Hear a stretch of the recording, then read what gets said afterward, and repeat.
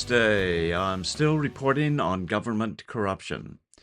Bill Binney, the former head of technical intelligence for the world for the NSA, has a plan which he says can permanently prevent government corruption using advanced algorithms he developed 20 years ago. He said that by analyzing the communications patterns of NSA employees, he found he could predict which employees were likely to be up to no good in that high stakes communications spying organization. Because what it'll do is anything else that's going on that's illegal or unconstitutional or anything in any way, this approach will find out what the government's doing in any of that. It also would work worldwide with trade, with crime, with, all kinds of things. I proposed this, by the way. I think I sent you a note. Maybe I sent it to Judge Napolitano. I proposed this thing back in 1992 internally in NSA. And I had two groups of people opposing me. One was the analysts. They said, "You mean you're going to be watching me and how I analyze stuff and comment on how I analyze things?" I said, "Yeah, because we might be able to help you out. We could see things that you're doing that might, if you had another aspect or another approach, it might help you out in doing stuff." They said, "I don't want you watching me." Okay, stop that. Yeah. And the real one that stopped it all was the management, NSA management. They said to me, "You mean to tell me that Congress can come in here and look in this output of this program and see how I'm spending money and how I move money around and how things are succeeding or failing or whatever, but programs I have?" I said, "Sure, they could do all of that." Their answer to me immediately was, "You are never going to do this program." Sounds like what they've said to Elon Musk. Yeah, that's exactly. Well, Same thing. it's the same principle. They want nobody looking at how they spend the money because they throw it everywhere. I mean, that's what he's finding. That's what Ron Paul has been saying. That's what Rand Paul has been saying, Yeah. for years. And Yeah. it's just they're all in a gravy train. Yes. However, they have found out that if they say you cannot audit us, then you're fired. Then they're fired. And so, Well, I think the public is wising up a little bit. Yep. And hopefully they keep wising up when they look at what's being said by these people in these, in the confirmation process in the Senate or whatever, or anything they say publicly about this is just, exposing what they really are. I mean, that's one of the biggest things that Trump has done in his presidency and his run for presidency is to show the corruption in all levels and all departments of government, the courts, everything. pulling the curtain back Yep. to see the man. Wizard of Oz. Don't pay no attention to that man behind the curtain, But you notice it took a dog to pull the curtain back, and that dog to me is Doge. Toto. Just add a little E to the end of that word. There you go. Yep. Huggy. Yeah. Yeah. But at any rate, it's the whole idea. And, a lot of people don't realize what is in the network log. Every network has a log, and Right. what that log does is when you type an instruction and send it down the line on the network, it gets logged and recorded. So that means every action you take and every action that you implement and execute across the network is recorded, and it's recorded who did it, when, what magnitude it is, what they're looking at, what they're doing, everything. So what it means is if you look at those logs, this is what, CrowdStrike, when they were talking about looking at the DNC to see if they didn't, if anybody hacked it and got the emails out, they said it didn't, they saw the data was prepared for exfiltration, but they never saw it exfiltrated. That's why they were looking at the logs, you see, and the database. When you looked at that, they saw exactly, I think, what I saw, which was the last modified times on all the 35,813 emails that were published by WikiLeaks. All those last modified times were all even. That meant it was used. That's a property of the file allocation table formatting of data when it's transferred from a computer to a storage device like a thumb drive or something like that. That's what he was talking about, but nobody asked him a question in Congress, so he never had to answer that. That's what he should have done. And because he was looking at that, he could have said yes. And we went over the log and we never saw anything exfiltrated from anybody. So it was not a hack. Right. Right. Sooner And or that was the later. proof we had. And the only evidence I found, by the way, was pointing back to CIA as the origin of Guccifer 2 and this whole Russiagate stuff, where the implementation of the Russiagate hoax. Right. Because the CIA was a part of that. It's going to be Because it's going to be very interesting, don't you think, to see what Johnny Ratcliffe does as the CIA director. well, I talked to Pompeo about that stuff, and he didn't believe me, in spite of the fact that nobody at CIA or anywhere else contradicted or in any way challenged any of the data I put forward to him. None of them.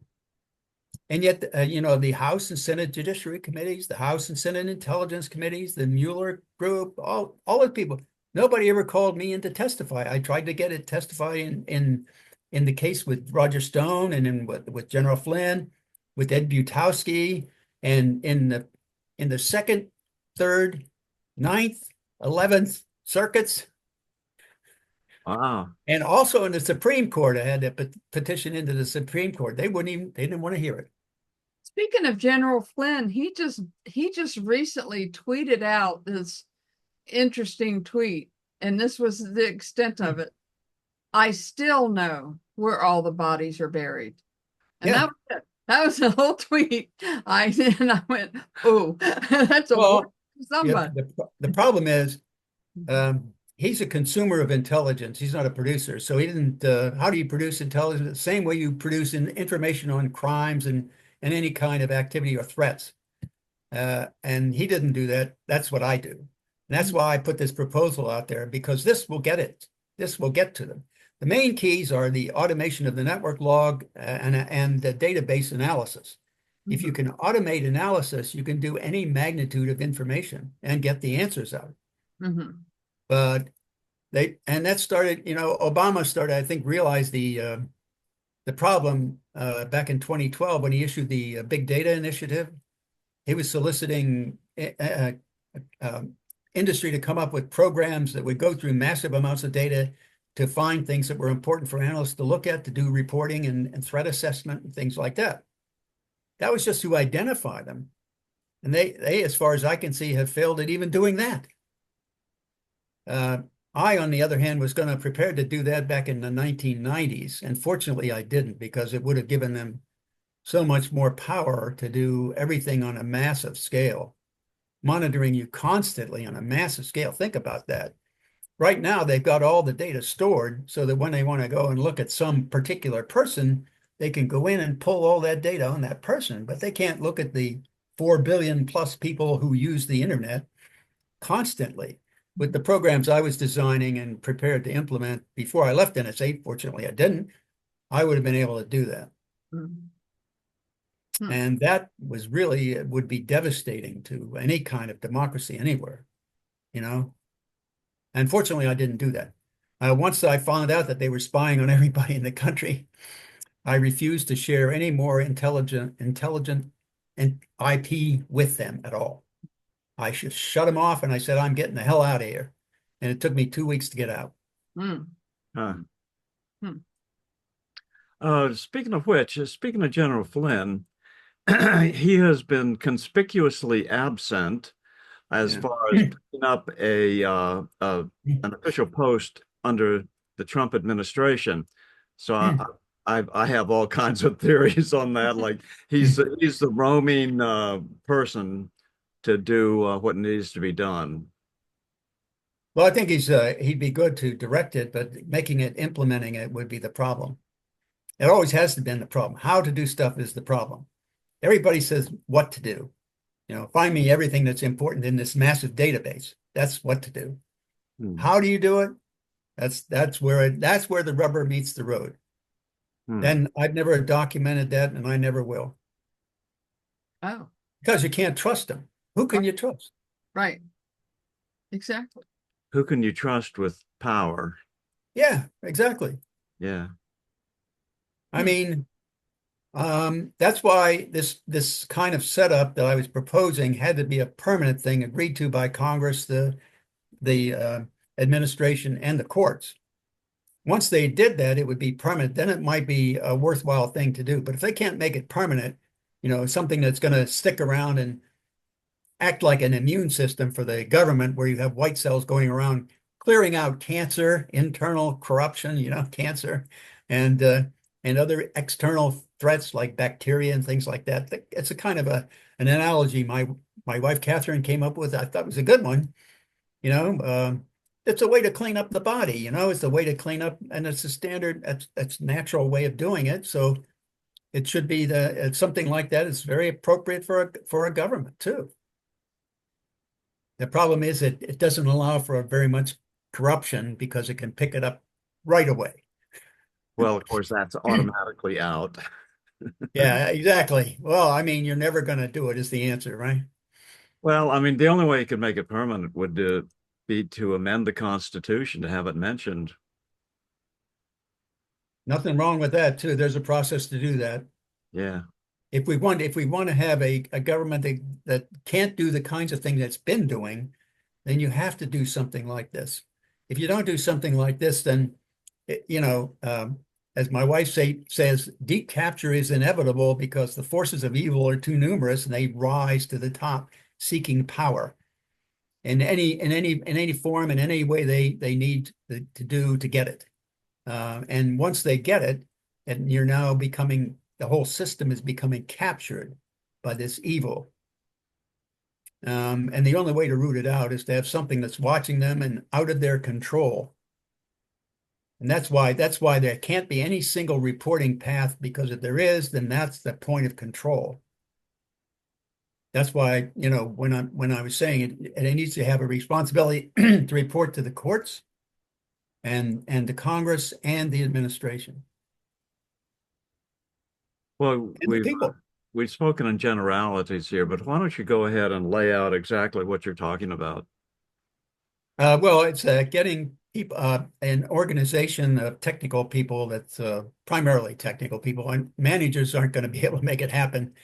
You need the technical knowledge of some of the procedures and databases of every agency. So you need people from each agency that are technically competent.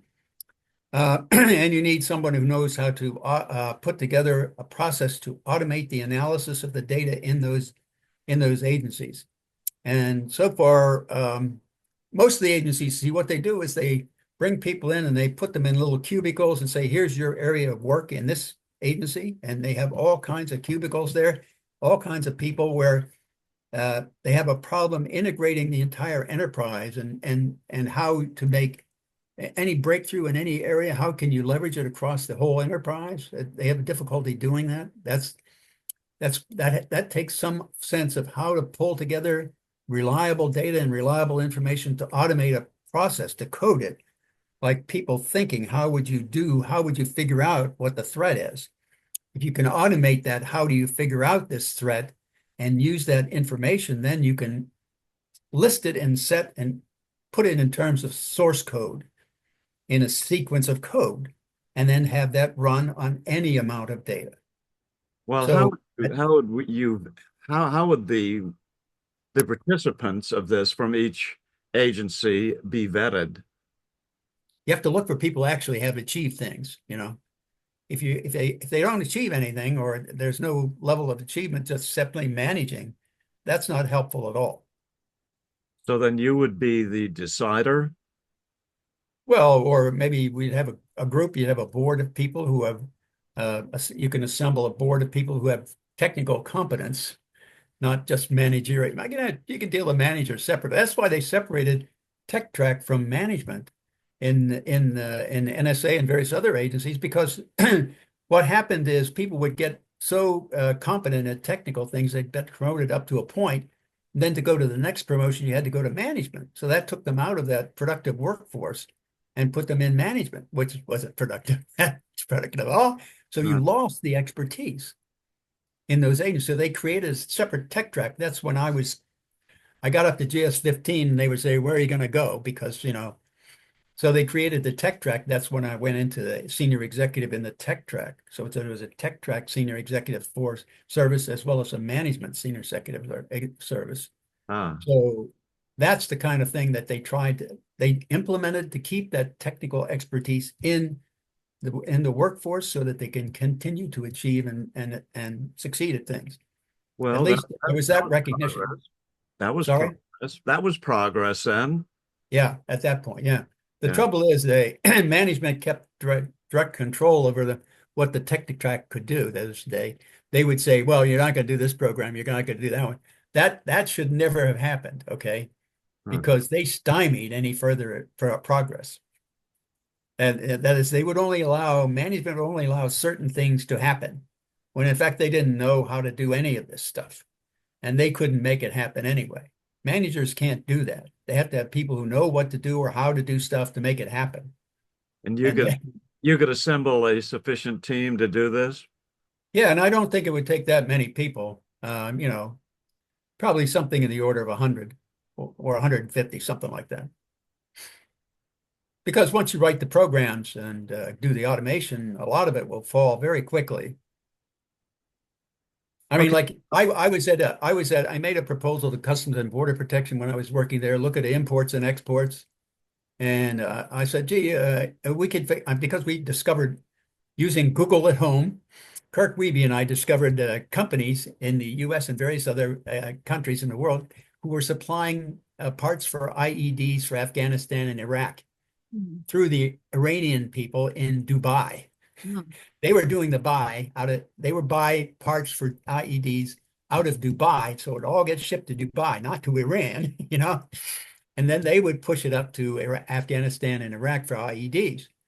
And we did that and said we could take this principle we did for this, apply it to all imports and exports worldwide, and probably find on the order of 40,000 things that you should be targeting every day from companies and so on. We could tell them what boxes that were coming in what containers to look at, and the first thing they said was, we're not going to do that.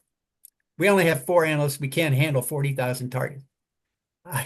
I said, but you've got how many inspectors, at all the ports of entry? I said, if we do that, we'll just tell them, look at this box, look at that one, look at this one, and just tell them what to look at. I mean, and how many, you have a couple of thousand of them, that's your workforce, but it only takes one program to identify it all, and now all of it's done. Huh. That's the point. Once those programs are done, you can take them and apply them to databases of different ports, different information from different agencies. It wouldn't be reinventing the same process. You're actually doing the process of thinking how to figure out threats, and that's kind of a universal thing. Okay, well, why don't you go ahead and explain a little more about what this is? It a program? Is it a system? It's a system that you're proposing.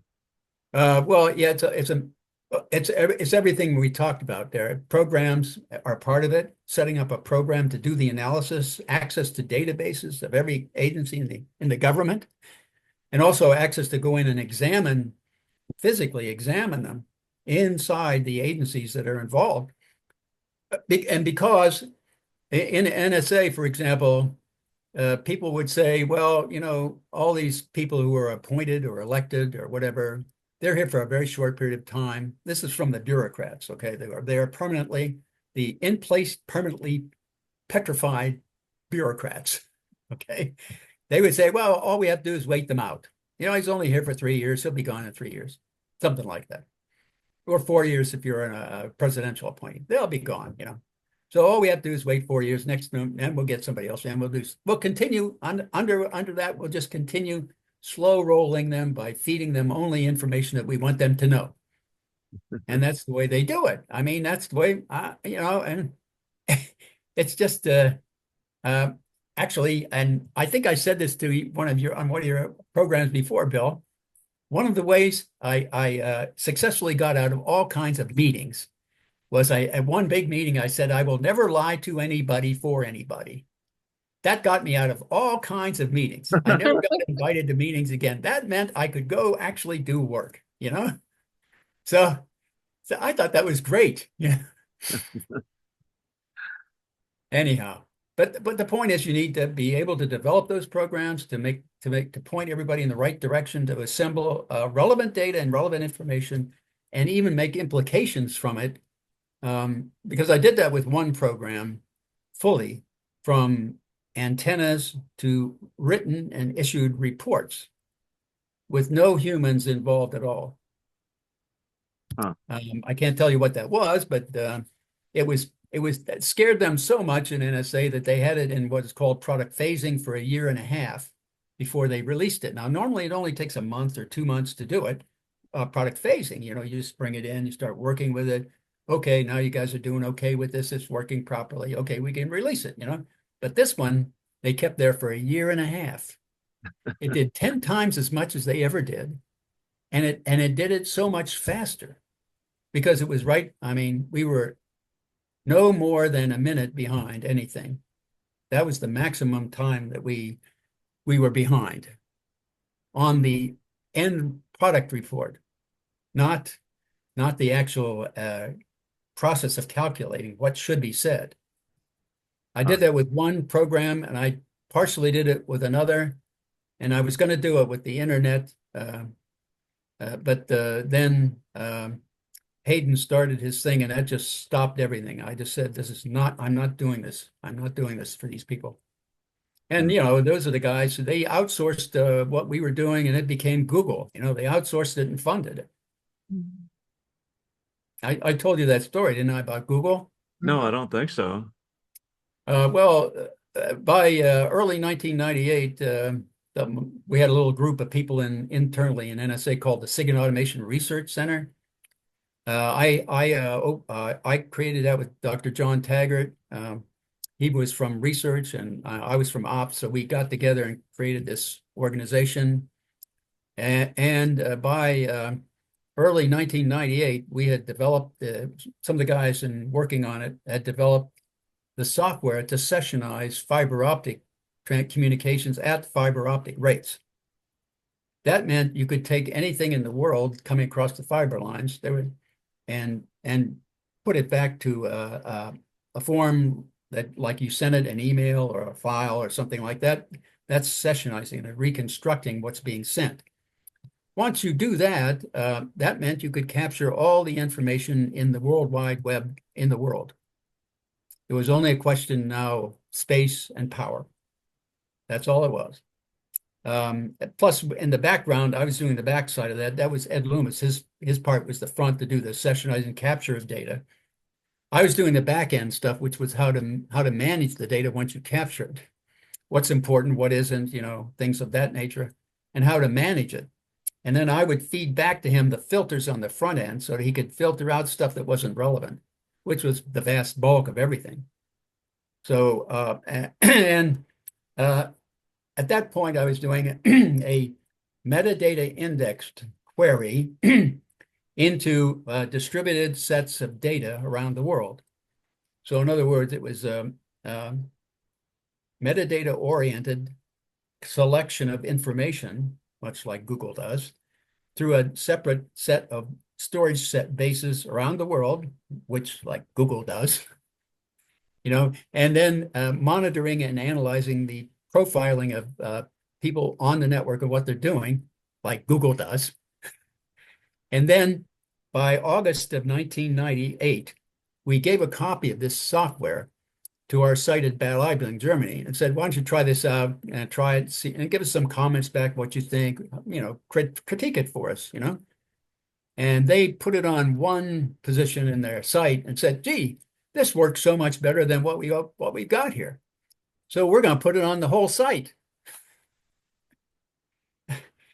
So when they put it on the whole site, of course, the system sessionized everything they could see.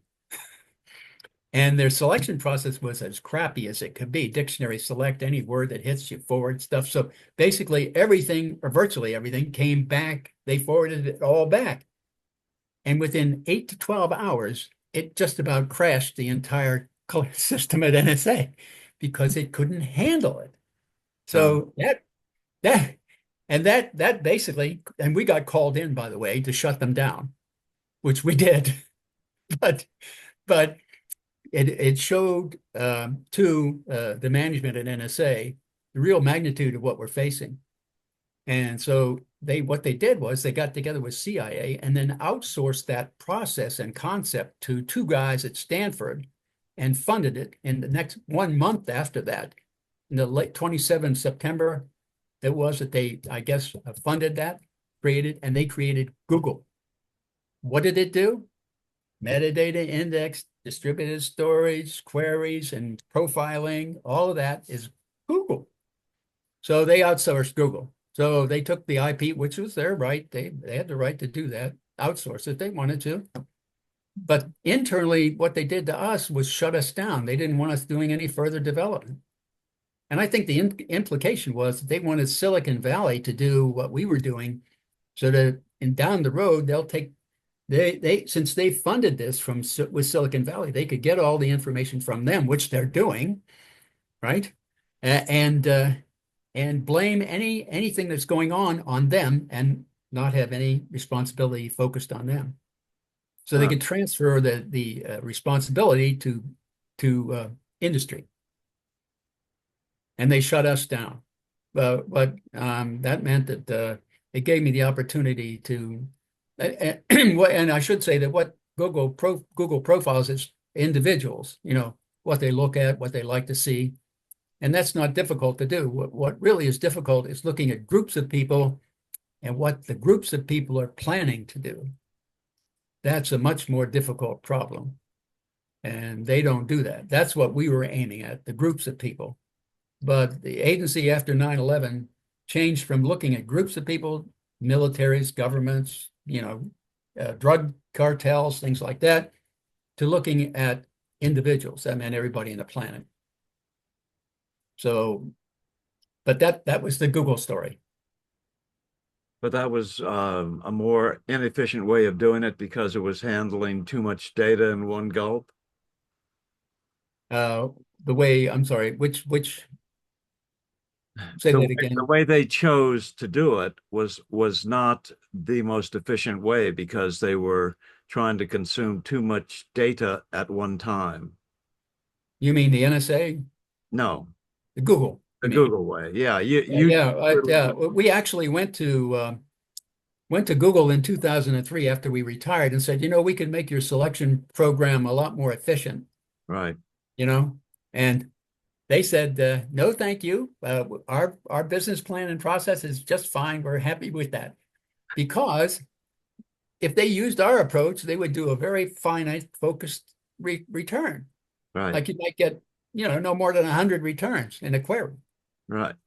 Well, not 10,000, but if, from their billing for advertising, they don't want to bill 100, they want to bill 10,000. Their whole business plan is all about eyes.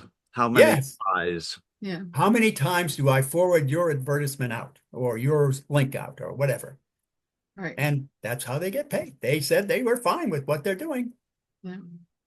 Yeah. But when it comes time to doing the government jobs of finding a threat, you have to be able to do that to see the threat coming in advance, and you can't do that by just dumping everything on and going through. They just don't have enough people to do it, and they don't have the programs to do it.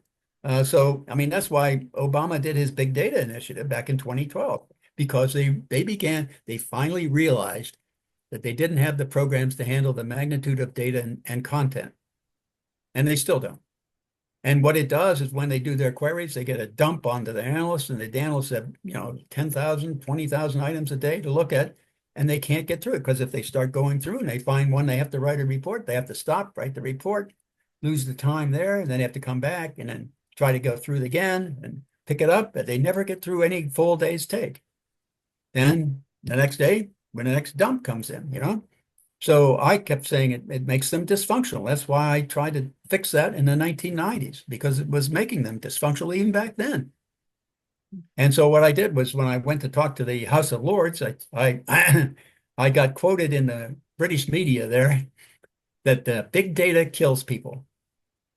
because it makes them dysfunctional. Even their own people, and I gave them copies of the Snowden released internal letters in MI5 saying we can't see the threat coming because we've got to go through so much data. I gave that to them and they still didn't pay attention. You know, it's like there's too much money involved in getting. I mean, look, the program I did cost $3.2 million to get running 24 hours a day in 3 separate sites. And we wanted to go to the terrorist program in January of 2001, 7 months before 9/11. And we would have found all this stuff on that. And it would have cost, because I was the technical director of I like to say the world at the time, which was the military and geopolitical military analysis and reporting for the world, basically. Right. And there were like 6,000 analysts in that thing. And so I went to the terrorist group and I said, how many sites or what are our sources of producing intelligence do you find useful for the terrorist program anywhere in the world? They gave me 18 sites.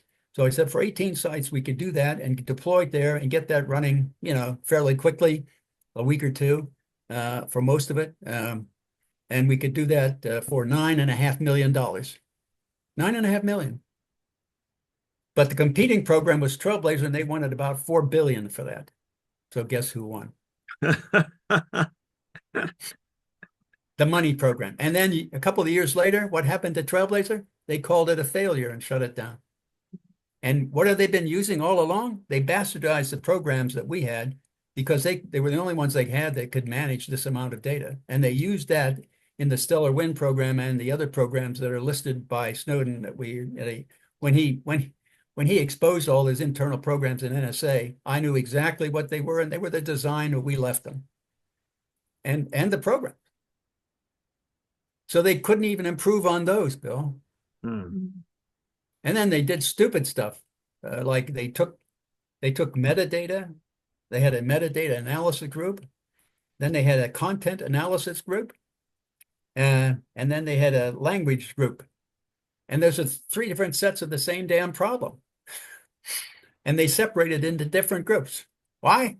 If I'm a manager and I got 2 managers below me, I can only go to a certain grade. But if I get a 3rd one, I go to another grade, So that builds a bureaucracy. Okay? And we didn't do that way. We just said, this is the problem. These are all the aspects of that problem. They're in one place and it's one thing, and we're timelining and correlating all of it together at one time. So there was they created an integration problem. They had to integrate the knowledge from all those groups together to figure out what was going on. Whereas we did not separate that and kept it all together and had one profile. And that was the other point. Every bit of data went into a profile of that group and that individual in the group. So everything was automatically profiled. And that was the thing that Google picked up the individual part. I have seen no evidence that it picked up the group approach, because that require them to figure out how to analyze the combinations of transactional relationships between members of the group. And I don't believe they have an idea of how to do that. I've not seen any evidence that anybody does. Let me, I'm the normal person in the room. Okay. And, most of the stuff just to kind of have that glazed over look in my eyes, but I really want to understand, because I think your audience will want to understand. Yeah. What are you working on, trying to, I'm not sure the right word, so you just have to help me here, implement your program in the Trump administration? I'm proposing it to them, but they certainly have to accept certain criteria, because it's a very dangerous thing to do. How are you proposing? I mean, who are you going through? That's my question. I don't want to give them the sources, but I'm going through certain people that. But you are working on implementing this. You already have some method or whatever that you're working on implementing. What I'm getting to, I have a path. Let's say that. You have a path. Okay, that's fine. I don't need to know anymore, but I do need to know this, because I am a call to action type of person. Call to action, call your senator. Is there anything that Bill's audience can do to support your efforts, or is there anything we need to do as far as, when there's a vote coming up, we say, call your senator, call. I'm looking for call to action. Is there a call to action for the audience? Well, I would say yes, and that's one of the reasons, of course, I'm doing this, Bill. Right. It's because what I wanted and what I tried to say from 2001 on internally in the government up until 2008, really, and actually 11, when I went public in 11, I was staying inside the government trying to get them to fix their problem. What they were saying was that you had to give up privacy for security. That was a lie from the beginning. You didn't have to do that. And there were ways to get people to, it was a way of assembling relevant information so that analysts can actually succeed. And a way to make that, give privacy at the same time, give privacy to everybody, all and conform to the Constitution, no U.S. persons involved whatsoever, and all that stuff. Right. All that was possible to do, and we were showing how it could be done and running it at three separate sites, 24 hours a day, internally in NSA, and that's what they shut down. Excuse me. So that's the first thing that you need to know. People can have privacy with this kind of program, but you have to have a process to monitor it, to always ensure that it's continuing to run and continuing to run in the proper way, consistent with the Constitution and the laws of the land. That was my concern, okay, with NSA. That's why I got out of there as fast as I could, because they were violating all of that. And so that's certainly one point. The other point is they can call or notify their senators or things like that to say these kinds of things are possible, and you don't have to buy into the crap you've been fed by the existing intelligence community. And then all of that can be done properly under. And I sent the copies of this to Judge Napolitano, and he thinks it's superb. So I'm trying to get information and feedback from a judge who has some understanding of the law and the Constitution to say, hey, this really looks good.